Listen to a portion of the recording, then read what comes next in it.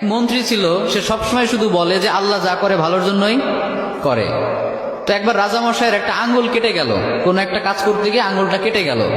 ওই টাইমে মন্ত্রী গিয়ে বলে, রাজামশাই মন খারাপ করবেন না, ডোন্ট বি আপসেট, আল্লাহ যা করে ভালোর জন্যই করে। এবার রাজামশাই তো রেগে গেছে যে এতদিন একা একা বকবক করতে কিছু বলি নাই, আমার আঙ্গুল কেটে গেল, এখানে ভালোর কি আছে? আচ্ছা, মন্ত্রীকে এবার বলতেছে, তো আল্লাহ যা করে ভালোর জন্যই করে, তাই না? বলে হ্যাঁ। তো ঠিক আছে, যা, তোরে আজকে থেকে আমি জেলখানায় ঢুকিয়ে দিলাম। আল্লাহ যা করে ভালোর জন্যই করে, তার মানে জেলে যাওয়াটাও তোর জন্য ভালো। ঠিক আছে, যা, তোর মন্ত্রিত্বও কেড়ে নিলাম, জেলখানায় ঢুকিয়ে দিলাম। মন্ত্রী এবারও বলে, সমস্যা নাই, আল্লাহ যা করে ভালোর জন্যই করে। তো এবার রাজামশাই আরেকটু রেগে গেছে যে পানিশমেন্ট দিতে চাইলাম, উল্টো দিকে আমাকে নিয়ে ঠাট্টা করে, ভালো লাগতেছে না, কি করবে? রেগে মেগে কয়েকটা লোক নিয়ে, তার সাঙ্গপাঙ্গ যারা আছে ওদেরকে নিয়ে জঙ্গলে চলে গেছে শিকার করার জন্য। কি করার জন্য? পশু শিকার করার জন্য। তো পশু শিকার করছে করছে, ইন দ্য মিন টাইম কয়েকটা লোক তাদের উপর হামলা করলো। এরা হলো জঙ্গলি মানুষ, এদেরকে কি বলে? জঙ্গলি মানুষ, বুঝতে পারছেন? মানে এরা জঙ্গলি, ওদের উপর হামলা। এই হামলা দেখে বাকি যারা ছিল রাজামশাই বাদে সবগুলো ভৌ দৌড়, এক দৌড়ে পলাই।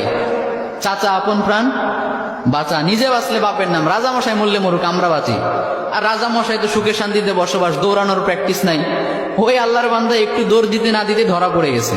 আর অন্যদের তো হেঁটে দৌড়ে অভ্যাস আছে, ওরা পালিয়ে গেছে। এখন রাজামশাইকে সবাই ধরে নিয়ে চলে গেছে এক জায়গায়। আসলে রাজামশাইকে তারা নিয়ে গিয়েছে জবাই করার জন্য। কি করার জন্য? তাদের বিশ্বাস মতে প্রত্যেকটা বছর তারা তাদের দেবদেবীর উদ্দেশ্যে একটা করে মানুষ উৎসর্গ করে। তাদের ধারণা হচ্ছে একটা করে মানুষ যদি আমরা প্রত্যেক বছর উৎসর্গ করি দেবদেবীদের জন্য, তাহলে পুরো বছরটা দেবদেবীরা আমাদেরকে সিকিউরিটি দিবে, নিরাপত্তা দিবে। তো ওই কারণে রাজামশাইকে নিয়ে গিয়েছে, শুয়ে দিয়েছে, জবাই করবে। এখন যেই না জবাই করতে যাবে, ইন দ্য মিন টাইম একজন চিৎকার করে উঠে বলে, স্টপ, থামো, একে দিয়ে হবে না। কেন, কি সমস্যা? বলে, খেয়াল করে দেখো, এর একটা আঙ্গুল কাটা। সুবহানাল্লাহ পড়বেন না?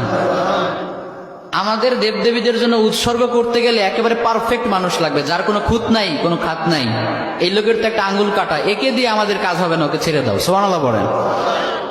রাজামশাইকে ছেড়ে দিল। রাজামশাই খুশিতে এক দৌড়ে এসে জেলখানায় এসে মন্ত্রীকে বলে, মন্ত্রী মশাই, আপনি ঠিকই বলছিলেন, আল্লাহ যা করে ভালোর জন্যই করে। কিন্তু একটা জিনিস আমি এখনো বুঝলাম না, আমার আঙ্গুল কাটার কারণে না হয় আমি বেঁচে গেলাম, তার মানে আল্লাহ যা করে ভালোর জন্য করে, বুঝলাম। তা আপনাকে যে জেলখানায় দিলাম, এখানে আপনার কি ভালো, এটা তো বুঝলাম না। মন্ত্রী মশাই বলে, রাজামশাই এখনো বুঝেন নাই? আচ্ছা বলেন তো, আমি যদি আজকে জেলে না থেকে বাইরে থাকতাম, আপনি শিকার করতে কাকে নিতেন সাথে? বলে, তোমাকেই তো নিতাম। তো আমি যদি আপনার সাথে যেতাম আর আমাদের উপর যদি আক্রমণ হতো, আমি কি আপনাকে রেখে পালাতে পারতাম? আমি তো আপনাকে নিয়েই পালানোর চেষ্টা করতাম। ফলে দুইজনই যদি ধরা পড়তাম, আপনার আঙ্গুল কাটার কারণে আপনাকে তো ঠিকই ছাড়তো, কিন্তু আমারে তো কোপা সানসু কোপা, কারণ আমার তো শরীরে কোনো খুঁত নাই। তার মানে আল্লাহ আমাকে কয়েক ঘন্টার জন্য জেলে ঢুকিয়ে চিরস্থায়ী মৃত্যুর হাত থেকে বাঁচিয়েছে। পড়েন সুবহানাল্লাহ।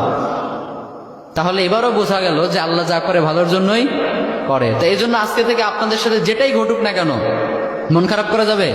মন খারাপ করবে না। যেটাই হোক সবসময় বলবেন আল্লাহ যা করে, সবাই বলেন আল্লাহ যা করে ভালোর জন্যই করে।